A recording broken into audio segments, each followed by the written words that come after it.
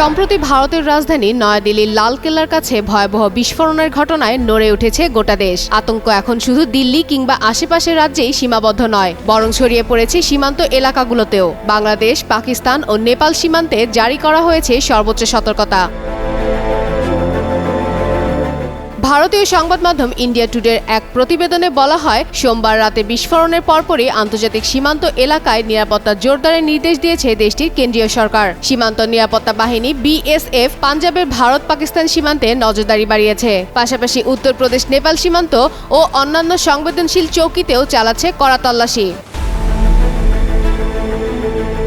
অপর আরেক সংবাদ মাধ্যম এনডিটিভির এক প্রতিবেদনে বলা হয়েছে, উত্তরপ্রদেশ পুলিশের সব ইউনিটকে সতর্ক থাকতে বলা হয়েছে।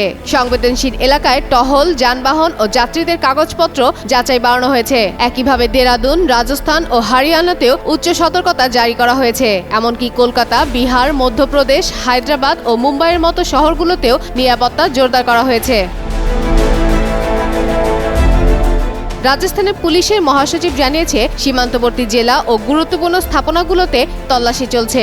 মুম্বাইয়ের রেল স্টেশন, বিমানবন্দর, শপিং মল ও জনবহুল স্থানে অতিরিক্ত পুলিশ মোতায়েন করা হয়েছে।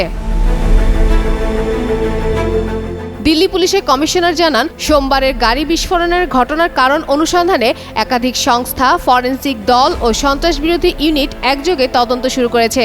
ভারতের কেন্দ্রীয় স্বরাষ্ট্রমন্ত্রী অমিত শাহ বলেন, সব দিক থেকেই তদন্ত চলছে। এটি সন্ত্রাসী হামলা কিনা তাও খতিয়ে দেখা হচ্ছে। ভয়াবহ এই বিস্ফোরণ কেবল রাজধানী নয়, গোটা ভারতের নিরাপত্তা ব্যবস্থাকেও নাড়িয়ে দিয়েছে।